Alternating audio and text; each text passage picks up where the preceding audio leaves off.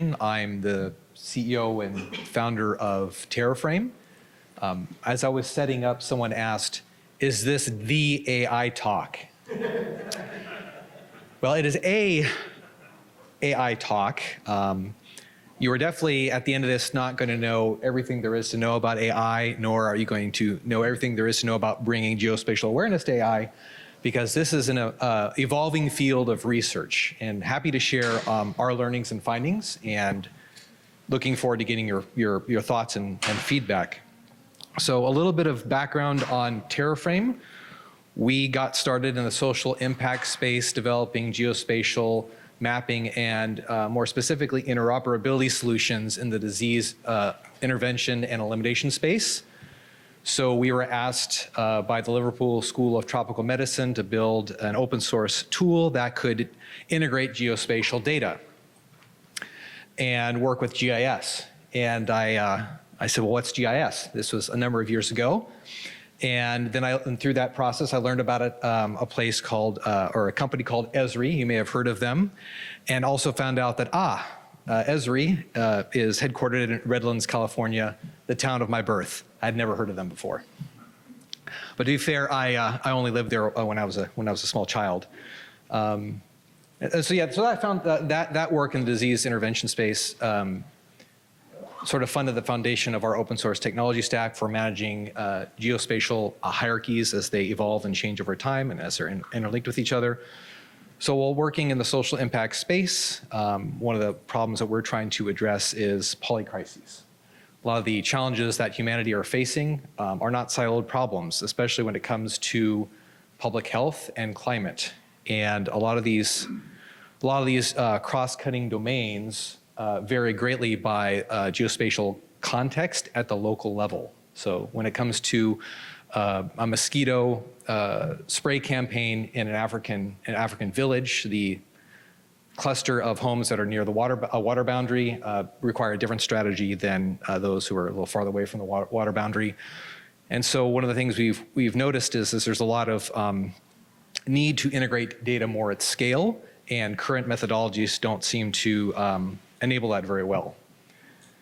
And so this is recognized by the UN. The UN Committee of Experts on Global Geospatial Information Management, or UNGGIM, has set aside these goals, the Sustainable Development Goals, and they've published a number of white papers making it very clear that the only way we're going to address these problems is if we can collaborate across domains. The problem is these problem spaces are not siloed, but the information systems, our governance practices definitely are siloed.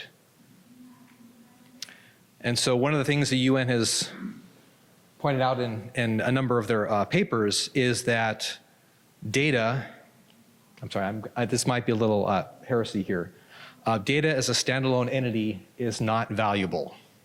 And the reason why it's not valuable is because they are supplier-driven data networks. So the supplier publishes what they think is valuable, and it's not published in a way that's automatically interoperable with other data sets. And so what is needed is an environment where people can query on-demand, ad hoc, across multiple different domains, across multiple different data sets. So give you a domestic example of why this is important. When it comes to someone's life expectancy, it's really determined by their zip code, because there are a lot of factors that are at play. Your access to healthcare, your access to education, this notion of food deserts. Do you have access to fresh fruits and vegetables?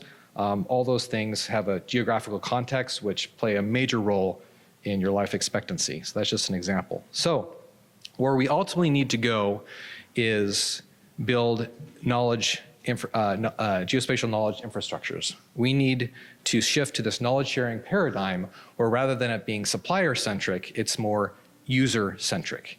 Users can ask questions ad hoc and on demand.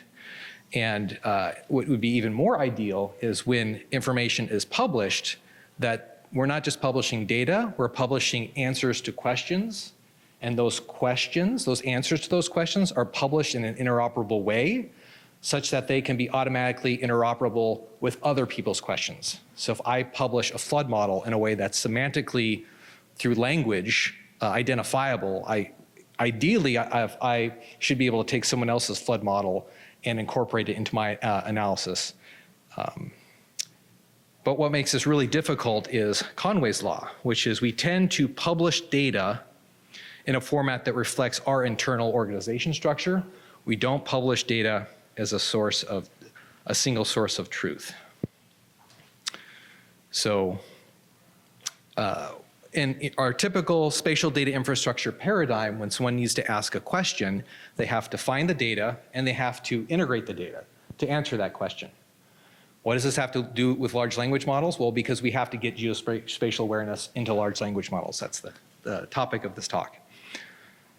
So when we do that integration to answer a question, we have to find the data, we have to integrate it, and there could be multiple different sources. Are that data authoritative? Is it timely? And unfortunately, when it comes to geospatial metadata, the period of validity tends to be missing. So we may have a spatial data set from another organization, but for what period is it valid? And we spend all this time integrating the data, but that integration effort not only is time consuming, but it's not an effort that other people can benefit from. That data integration effort serves our internal purposes, but it's not repurposable for the greater good. And so with the geospatial knowledge infrastructure, the idea is that you publish your knowledge in a format that is interoperable from the very beginning. It takes a lot more effort to do so, understandably, but the goal is that once you publish your data in a knowledge interoperable format, that other people can query that, find it, query it, and it's automatically interoperable. And in this talk, we're going to focus on location and how we can take that treasure trove of geoscience data that already exists and make that in a knowledge representation that can be analyzed by large language models. So if you're coming here thinking that you can just take your existing geospatial data and plug it into a model and it's going to connect the dots and make all these wonderful inferences across all these different domains, at least we found that's not exactly an easy thing to do.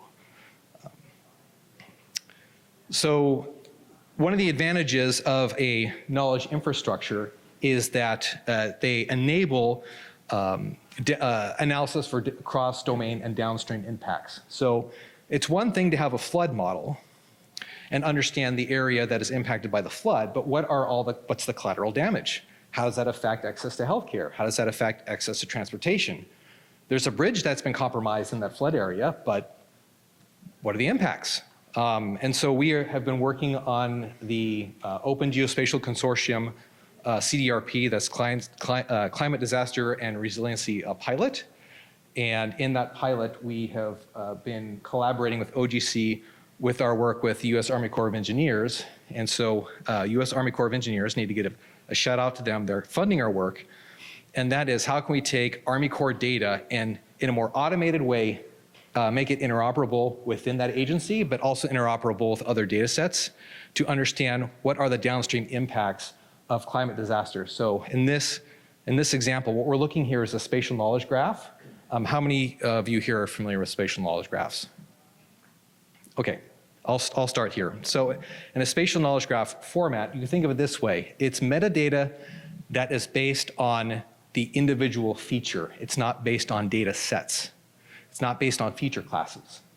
So in a spatial knowledge graph, each node represents an individual location, and that node can have other properties, can even have the geometry.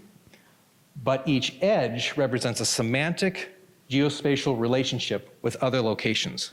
So in this simplified graph that we've built for U.S. Army Corps of Engineers, we can model that if a leveed area is breached and an area is flooded, so U.S. Army Corps understands what area will be impacted when there's a flood, but we integrate all sorts of external and internal data sets to be able to say things like, well, yes, a hospital is also within that flooded area, but who's affected? It's not just a populated area within the flooded area. There's, in this example, there's another populated area. Can you see my, no mouse, okay. Populated area number 2 is outside of the impacted area, but is definitely affected because it doesn't have access to healthcare. That's not the kind of question you can typically answer today. these downstream cumulative effect questions are not easily answered with the spatial data infrastructure paradigm. Because to answer those questions, you have to do a separate data integration exercise. But ideally, that stuff should all be interoperable. And so this is one of the challenges of why just bringing large language models and generative AI into the picture isn't necessarily so straightforward, because there's this thing called a non-determinism. Here is an example of some data from the US Army Corps of Engineers. And it's the same entity, but there are no standardized IDs within the agency. The names themselves are different, similar, human readable. A human can look at this and infer that these indeed are the same damn structures, but the geometries also aren't necessarily clear as far as whether these are all representing the same location. So this is already not computable. So a large language model can definitely make inferences and make recommendations that these things may be equivalent, but in a lot of contexts, that recommendation, that false positive, is not acceptable. So this problem has to be solved. We have to be able, within an ecosystem, identify semantic identity. And if we establish semantic identity for locations, then we can, in an automated way, bring together all these other geospatial attributes, semantic relationships across all these different silos, bring them together, and then, as I'll show you, large language models can then do some pretty amazing things. This is another challenge. I mentioned this earlier, is the metadata tends to be lacking when it comes to the period of validity. These boundaries are changing over time, and so that's not captured in metadata typically. And when what we've seen is when a data integration effort occurs, when people are building these wonderful spatial knowledge graphs, use them for analysis, everything seems fine. What happens next year when your data dependencies have changed? Are you going to have to do that data integration effort all over again? And that can be prohibitive. And so the UN has identified a number of sustainable development goals. These are just a few examples where large language models are poised to make a big impact, especially for understanding these nuanced needs for these very poor communities. They have the potential to scale. But what research is showing is that the models that we're using, they may top out here pretty soon, much sooner than expected. And the reason for that is soon they will ingest all of the unstructured text or close to it that's available. So not only will the amount of information these models will be exposed to be reached here, that limit will be reached here pretty soon, but we also need to keep in mind that these are all inferences. These are textual inferences. The geoscience that exists in agencies like US Army Corps of Engineers are not published in a way to where not only they're findable, but where the semantic bridge between the analytical outputs and its textual semantic representational form can be understood by large language models, so they can be queried. So research is indicating that there is a great relationship between large language models and knowledge graphs. They complement each other very well. Large language models, as you all have heard, they tend to hallucinate, or actually a more accurate way to explain it is they make errors. Large knowledge graphs are great for modeling domain-specific concepts, and they're also great for modeling updates as data and information are changing over time.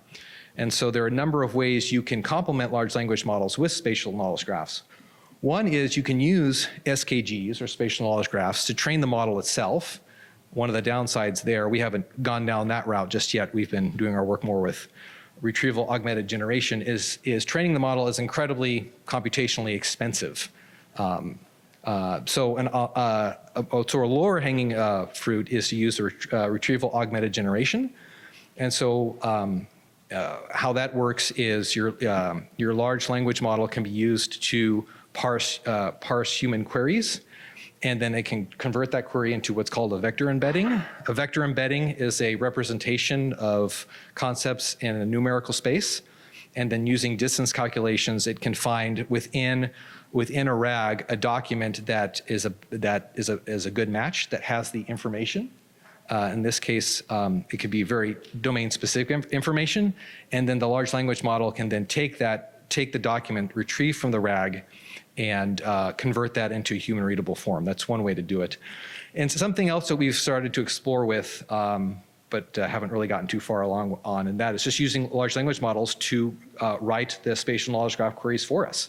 So there is support for that in Neo4j. So the idea is you write your natural language query and it turns it into a cipher query and queries the graph for your answer. So if we have a geospatial knowledge infrastructure in place, then we should be able to take models which have been published in, we should take geoscience data and publish them as models in a spatial knowledge graph. But the key point here is that everything should be referencing common geographies. Apologize, I think I need to move a little faster here.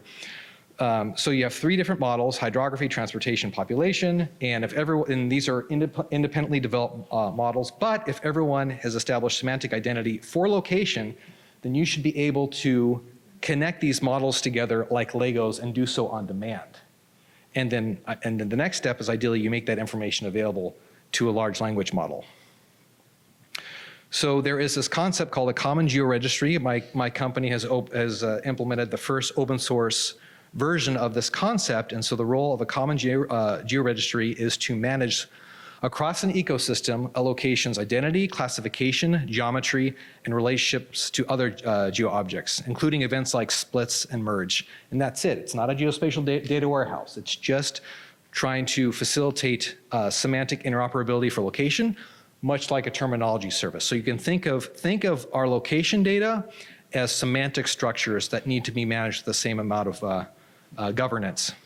And so we've developed an open source tool called GeoPrism, and in it, it has a concept that we came up with called a graph repo. It functions very similar to a code repository, and that is it keeps track of all these different relationships as they change over time, so it can represent across the ecosystem what is the source of truth for these geographic relationships, and then it can publish these knowledge, it can publish hierarchies, it can publish tables, it can publish knowledge graphs for different periods of time. I need to move a little faster here. And so we published at FOSS4G Kosovo last year in an academic paper how we can take this concept of a common georegistry and knowledge graphs and extend the data mesh architecture pattern, which is a decentralized approach for managing data, so that people can publish their information in a knowledge interoperable form. I think I'm running a little short here on time, but so the idea is that formally through metadata, if I have a dependency, if I'm using data from USGS or from BLM, and they have a new version or they have a new period of validity published, so I have my analysis is being done on 2023 data, and they've published 2024, using machine-to-machine readable interfaces, that information is available, there is no mystery, and I can do a pull and I can do a merge within that model all in a controlled environment. I'm not gonna have this stale information residing within my model. And so we came up with a metadata abstraction for defining how these spatial knowledge graphs can be defined. The terminology we use is geo-object type, defines sort of your feature class, and there are different types of hierarchies and edges you can define. This is what's called a meta model abstraction that can be queried. And so if people if they basically take their geoscience data and map it to what is called this geo-ontology, then that can facilitate the interoperability. So here's what traditional SDI looks like. If I have some base level data for flood analysis and I need to do some, I need to create some relationships between these different data tables and publish those as tables, so on and so forth. I apologize, we're a little bit running short on time here.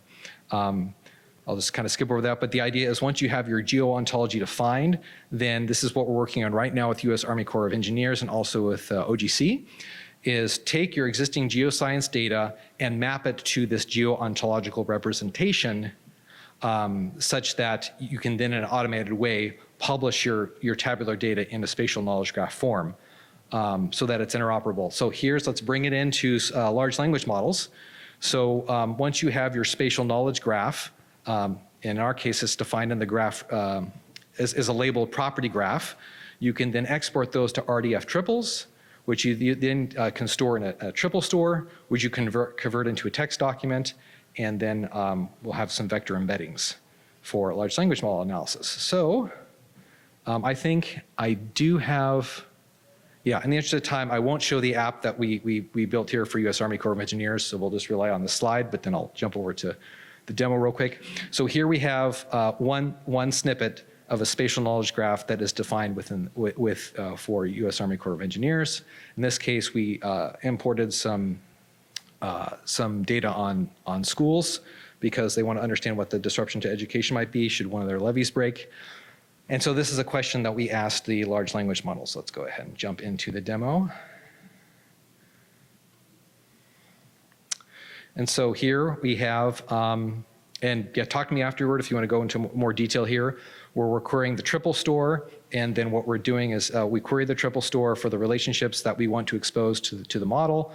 And then we from that, we create some text documents that we then store in the RAG. And then once that's stored in the RAG, and then we define what's called a context chain to where we can pipe that information into the model. So let's go ahead and run this. So what's happening right now is the model is taking this question and it's creating a vector embedding. It's the same model that we use to create vector embeddings for the information that was in the knowledge graph. And then it's going to, the model will then grab the document that has the spatial relationships of interest, return it to the large language model, and which will then format the output for us. Should be done here pretty soon. Questions while we're waiting? Yes. What model are you using? Are you using like a proprietary model, or are you using like one you can get copy-paste? Yes.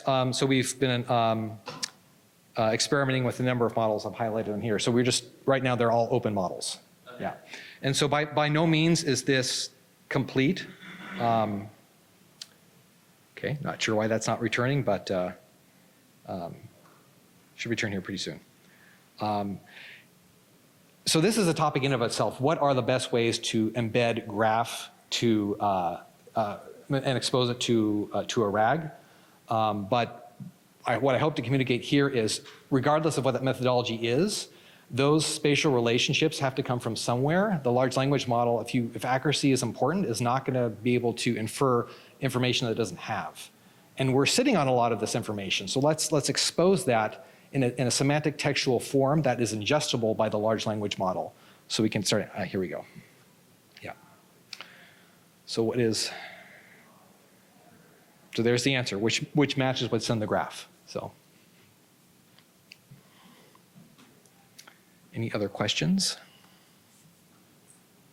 Do you, like, in this specific example, there's probably a limited amount of questions you could ask about, like, what school districts and schools and things like that. Do you cache the answers to those questions somehow and provide that to the RAG instead of asking it ad hoc? We haven't gotten to that yet, but right now we're focusing on our research, the best ways to do this, because there are some limits here, which I haven't shown you. This is a very nice demo, but this is an open field of research. This is one way where you can embed information to make it available for a RAG for a large language model. So, but the idea is you've got this entire network of integrated knowledge. Wouldn't it be great if a large language model can start finding things that you otherwise wouldn't necessarily be able to find easily? So. How are you populating this knowledge graph? Is that a manual process, or are you somehow importing them? That is a great question. So for the initial graph for US Army Corps, it was more of a, for phase one, it was more of a manual process. And in fact, there was some information that we just sort of derived because it wasn't published, especially when it came to some of the hydrography models. We sort of fudged it openly, but to demonstrate the concept. And so in phase two, the idea is to working with another organization, and they're going to be identifying the data sources within Army Corps that actually has the information. And then what I sort of glossed over here, this is another metadata abstraction that we're creating, and will be added to our open source toolkit. So the idea is you define your geo-ontology. This is the space that your geo-ontology is like your metadata defining the structure of your spatial knowledge graph. And then how do you do a mapping from your existing data tables into the graphs. The idea is as these tables are being updated, your graph is automatically being updated. So that's really the key problem we're trying to solve is how do we keep this information current? This whole cycle of find, ask a question, find, integrate. Now let's do it again because because we don't know what's changed from all the data that we're importing. That should be automated. One more question. So, I mean, RAGs are definitely a good way to prevent large language models from hallucinating, but even RAGs aren't 100%. So, you guys have like some kind of infrastructure under the hood to like validate your RAG responses?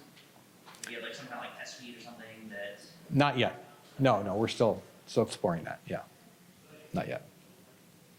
How big of the data do you need to make sure it's being trained properly? Like, how do you No, okay. So that's an excellent question. So when you're using a RAG, you're taking an existing model that has already been trained on natural language. There are other ways to do it, but I'm sort of simplifying here. And so the reason why RAGs seem to be really desirable is you don't have to spend all this computational energy building and training your model. You take your existing model, which understands natural language, and then within the RAG itself, you have embedded documents or embedded data structures that represent the relationships that you're interested in. And so when you ask your query, the model understands your query, creates a vector embedding, and looks within the RAG to see, is there, in vector space, is there a document or is there a structure that matches that? And then it retrieves the information from the RAG, and that's where it can get a little inaccurate. That's where it's not necessarily, it could potentially not give you the best result. It could retrieve from the RAG, not necessarily the best match for the structure. Some suggestion there Yeah. are open source frameworks that you can use to validate your RAG response. Like there's one out there that's pretty good, it's called RAGs. Okay. And there's another one out there called DEval. I use DEval. both. I like RAGs better, but if you want to like validate your RAG responses, you can like look. Well, no, that's helpful. We're definitely doing more of this in government fiscal Y 2025. Yeah. Yes. Can you talk a little bit, in addition to RAG, about like your prompting approach, or you're using like chain of thought prompting, or similar concepts to kind of help reduce the hallucination effect? Yeah, no, we're not doing anything like that yet. More specifically, we're focusing on, this is the piece that we're focusing on, is the interoperability of the knowledge. And then, because we see that as our unique contribution, and then all these different nuances, ways you can do that, that's an open area of research. But this is the takeaway that I was hoping I could bring to the conversation, is we need to represent geoscience in terms of semantic relationships. Yeah.